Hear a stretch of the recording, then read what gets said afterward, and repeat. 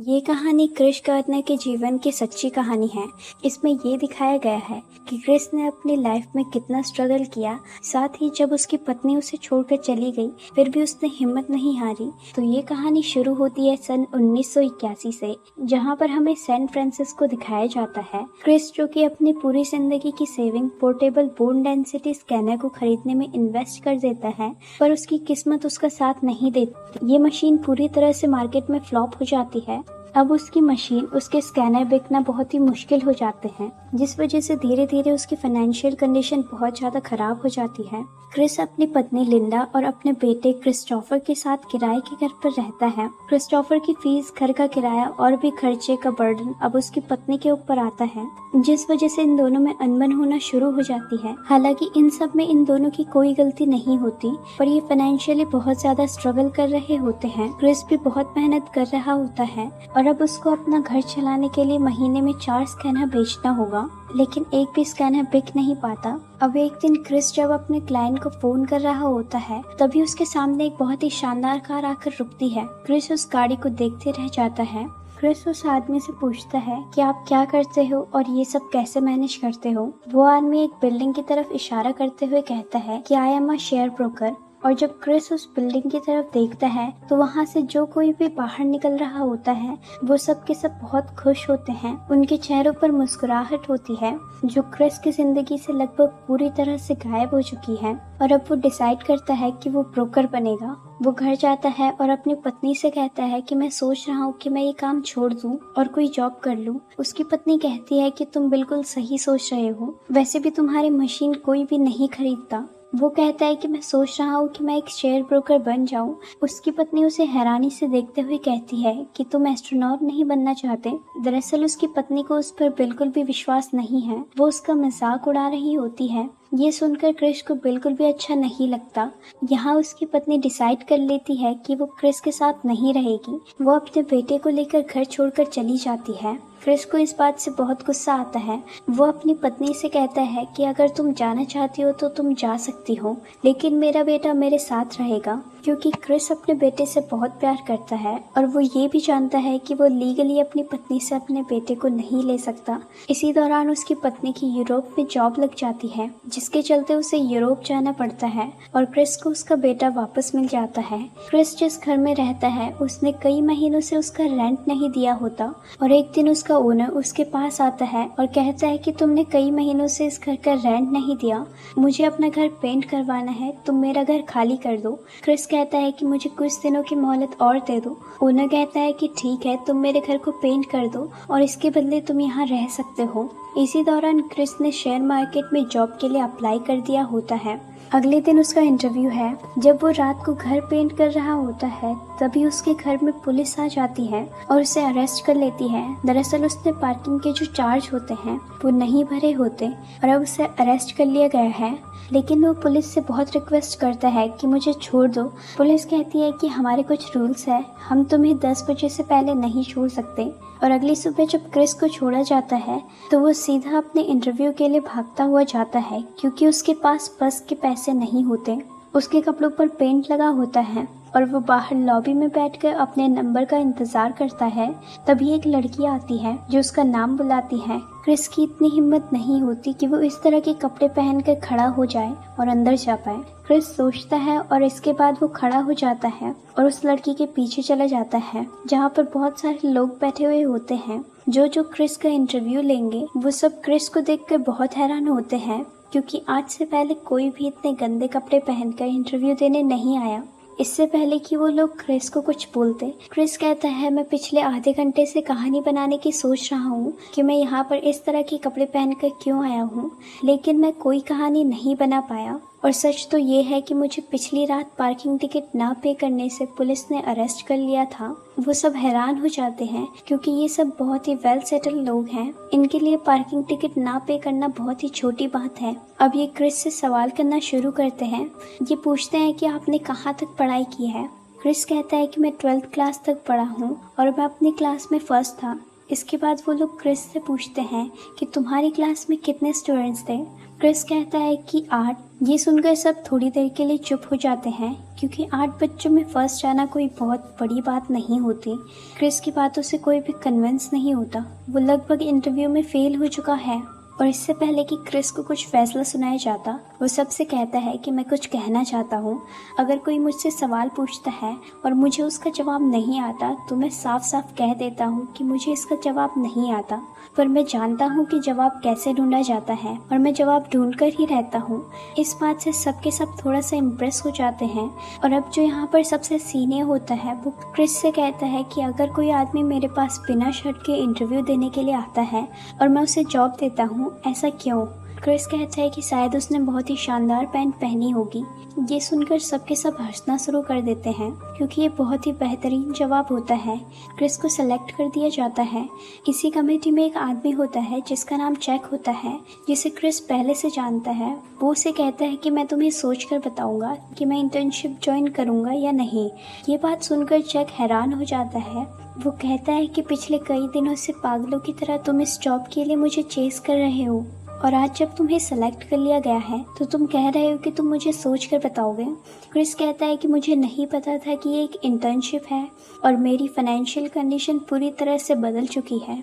दरअसल ये एक इंटर्नशिप होती है जिसमें 20 लोगों को चुना गया है और 6 महीनों तक इन सबको काम सिखाया जाएगा और 6 महीने बाद इन 20 में से जो एक सेलेक्ट होगा उसी को जॉब मिलेगी। इसीलिए क्रिस पूरी तरह से कंफ्यूज हो जाता है कि उसे ये जॉब ज्वाइन करना चाहिए या नहीं।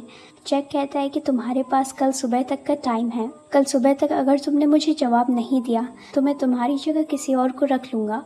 क्रिस अब फैसला करता है कि वो इस इंटर्नशिप को ज्वाइन करेगा। वो इंटर्नशिप को ज्वाइन कर लेता है। साथ ही वो अपने स्कैनर्स बेचकर इतने पैसे इकट्ठे कर लेता है कि उसके पास 6 महीनों का बजट है। वो अपना घर पे शिफ्ट कर लेता है। वो एक छोटे से घर में अपने बेटे के साथ रहता है और एक शाम को जब वो ऑफिस से घर आता है तो उसे बैंक की तरफ से एक लेटर मिलता है जिसमें लिखा हुआ होता है कि आपने अपने टैक्स नहीं भरे, इसीलिए आपके बैंक पे जितने भी पैसे हैं उसे गवर्नमेंट ने ले लिया है। इस बात से क्रिस की पूरी दुनिया बदल जाती है। अब उसके पास पैसे कमाने के लिए कोई भी जरिया नहीं है। कुछ दिन और बीत जाते हैं और अब वो इस घर का भी रेंट नहीं दे पाता। एक रात को जब वो अपने बेटे के साथ वापस आता है तो वो देखता है कि उसका सामान बाहर है। उसे नहीं पता उसे कहाँ जाना है। उसकी जेब में पैसे नहीं है, इसीलिए वो अपने दोस्त के पास जाता है जिसने कभी उससे कुछ डॉलर्स उधार लिए थे। वो उसका दरवाज़ा खटखटाता है और कहता है कि मुझे मेरे पैसे वापस चाहिए, पर उसका दोस्त दरवाज़ा नहीं खोलता क्योंकि वो उसके पैसे नहीं लौटाना चाहता। क्रिस पूरी तरह से हताश हो जाता है। उसके साथ उसका सामान और साथ ही उसका छोटा सा बेटा भी है। उसे समझ नहीं आता कि उसे क्या करना चाहिए। वो अपना सामान और अपने बेटे को लेकर मेट्रो पर जाता है और सोच रहा होता है कि अब वो कहाँ जाएगा।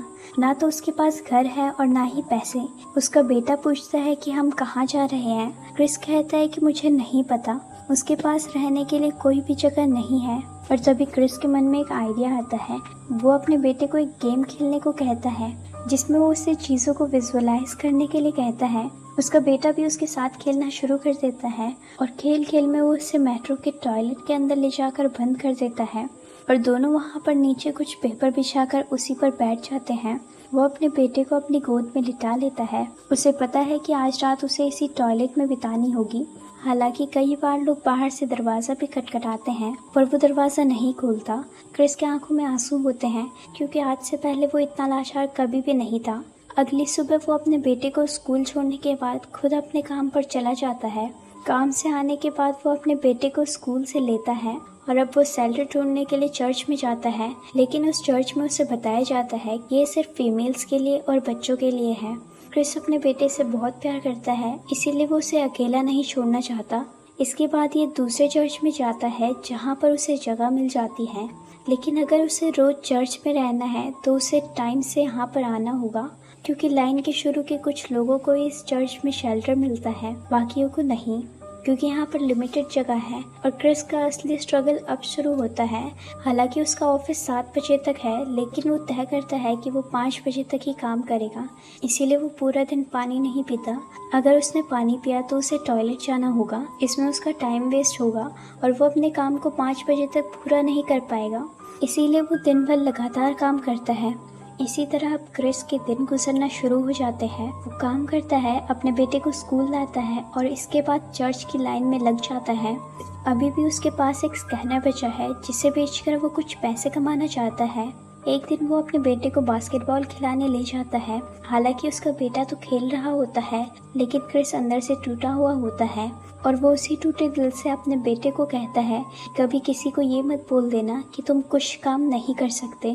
लोग जब खुद कोई काम नहीं कर पाते तो वो तुम्हें भी ये बताना चाहते हैं कि तुम भी नहीं कर पाओगे। अगर तुम्हारे कुछ सपने हैं, तुम जिंदगी में कुछ पाना चाहते हो, तो जाओ और उस चीज को छीन लो। यही दुनिया का रूल है। दरअसल क्रिस ने ये सारी बातें दिल से बोली होती है। वो भी अपनी जिंदगी में कुछ ऐसा करना चाहता था जिसके लिए वो संघर्ष कर रहा है। क्रिस के पास जो स्कैनर बचा होता है वो उसे लेकर एक हॉस्पिटल में डॉक्टर के पास जाता है। डॉक्टर स्कैनर को खरीदना चाहता है, पर क्रिस जब उसका डेमो देता है तो मशीन नहीं चलती। इससे क्रिस का दिल टूट जाता है क्योंकि उसके पास सब पैसे पूरी तरह से खत्म हो चुके हैं। वो वापस चर्च में उस मशीन को चेक करता है, जिसमें उसे पता लगता है कि मशीन का एक पार्ट खराब हो गया है।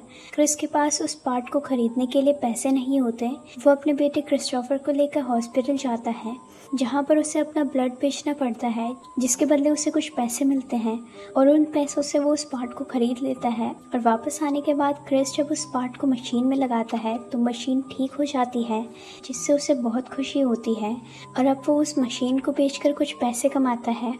वो अपने बेटे के साथ आज चर्च में नहीं जाता, बल्कि एक अच्छा सा कमरा किराए पर लेता है, जहाँ पर ये दोनों के दोनों रात गुजारते हैं। और कई दिनों बाद उन्होंने टीवी देखा है और रात को ही दोनों वहीं पर सो जाते हैं। वहीं क्रिस पूरी मेहनत कर रहा होता है। वो पूरे दिन लोगों को कॉल करता है और साथ ही उन लोगों से मिलता है। और वापस आने के बाद वो अपनी पढ़ाई भी करता है, क्योंकि उसके एग्ज़ाम होने वाले हैं। इंटर्नशिप में एक थ्योरी का भी एग्ज़ाम है, जिसे पास करना बहुत ही ज़रूरी है। और क्रिस के साथ जो बाकी के लोग होते हैं वो सभी हाईली क्वालिफाइड हैं। क्रिस एक ऐसा है जिसने सिर्फ 12th पास किया है। एग्ज़ाम का दिन आता है और क्रिस ने बहुत अच्छी तैयारी की होती है। इस वजह से वो सबसे पहले एग्ज़ाम देकर निकल जाता है और उसी के साथ एक और इंटर्न होता है जो एग्ज़ाम देकर उसी के साथ उसी लिफ्ट में आ जाता है जिससे क्रिस जा रहा होता है। और वो आदमी क्रिस से पूछता है कि तुम्हारा एग्ज़ाम कैसा हुआ। क्रिस कहता है कि सारे क्वेश्चंस आसान थे, पर कुछ क्वेश्चंस में मुझे प्रॉब्लम हुई। अब वो दिन आ जाता है जब एग्ज़ाम का रिज़ल्ट आना है, जहाँ पर इन सब में से एक आदमी को जॉब के लिए चुना जाएगा। एक एक करके इन सबको बुलाया जाता है और जब क्रिस को बुलाया जाता है तो वहाँ पर वही लोग होते हैं जिसने क्रिस का इंटरव्यू लिया था। इनमें से जो सबसे सीनियर होता है वो क्रिस से कहता है कि आज तुमने बहुत अच्छी शर्ट पहनी है। क्रिस कहता है कि आज मेरे यहाँ पर आखिरी दिन है, तो मैंने सोचा क्यों ना एक अच्छी शर्ट पहन कर जाऊँ। वो कहते हैं कि अगर तुम्हें ये शर्ट कल भी पहननी पड़े तो क्या तुम पहनना चाहोगे।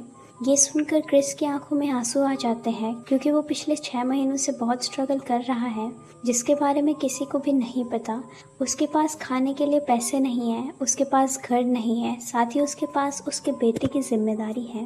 क्रिस कहता है कि हाँ, यानी कि उसे ये जॉब मिल चुकी है। क्रिस का बॉस उससे पूछता है कि क्या ये आसान था। क्रिस कहता है कि नहीं सर, ये बिल्कुल भी आसान नहीं था। और अब क्रिस की ज़िंदगी में सब कुछ ठीक हो चुका है। और इस कहानी के अंत में दिखाया जाता है जहाँ क्रिस अपने बेटे के साथ जा रहा होता है और तभी वहाँ से एक आदमी क्रॉस करता है। दरअसल ये असली क्रिस गार्डनर है जिसके ऊपर ये पूरी फिल्म बनाई गई है। इसके कुछ सालों बाद क्रिस जॉब छोड़ देता है और अपनी खुद की फर्म खोलता है, जिसे वो $1 मिलियन में बेचता है। आज क्रिस बहुत ही अमीर आदमी है और साथ ही एक मोटिवेशनल स्पीकर भी है और लोगों को ज़िंदगी में मोटिवेट करता है। तो ये पूरी कहानी थी परस्यूट ऑफ हैप्पीनेस। उम्मीद करते हैं ये कहानी आपको पसंद आई होगी। Thanks for watching.